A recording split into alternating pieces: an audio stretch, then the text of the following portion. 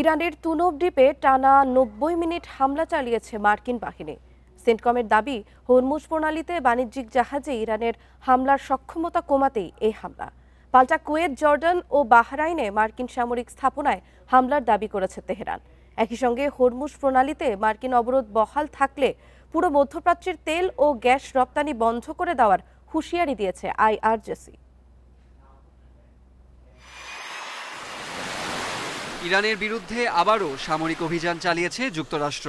মার্কিন সামরিক বাহিনী জানিয়েছে, বুধবার টানা ৯০ মিনিটের অভিযানে ইরানের বৃহত্তর তুনব দ্বীপের উপকূলীয় প্রতিরক্ষা ব্যবস্থা, ক্রুজ ক্ষেপণাস্ত্রের মজুত ও উৎক্ষেপণ কেন্দ্র লক্ষ্য করে হামলা চালানো হয়।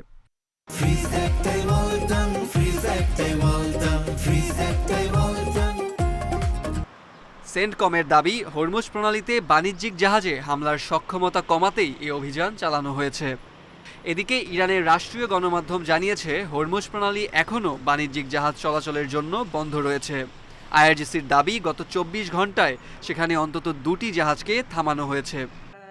এর আগে হরমুজ প্রণালী নিয়ে নতুন নৌ অবরোধের ঘোষণা দেন মার্কিন প্রেসিডেন্ট ডোনাল্ড ট্রাম্প। তিনি বলেন, ইরান ছাড়া অন্য দেশগুলোর জন্য প্রণালীটি উন্মুক্ত থাকবে। এর জবাবে আইআরজিসি হুঁশিয়ারি দিয়েছে, অবরোধ বহাল থাকলে পুরো মধ্যপ্রাচ্যের তেল ও গ্যাস রপ্তানি বন্ধ করে দেওয়া হবে। এদিকে মধ্যপ্রাচ্যে থাকা মার্কিন সামরিক স্থাপনাগুলোতেও হামলার দাবি করেছে ইরান।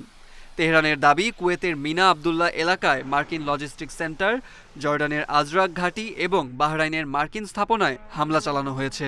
পাশাপাশি মার্কিন পঞ্চম নৌবহরের সদর দফতরে ক্ষতি করার দাবিও করেছে আইআরজিসি। শেখ শাকের, ইন্ডিপেন্ডেন্ট নিউজ।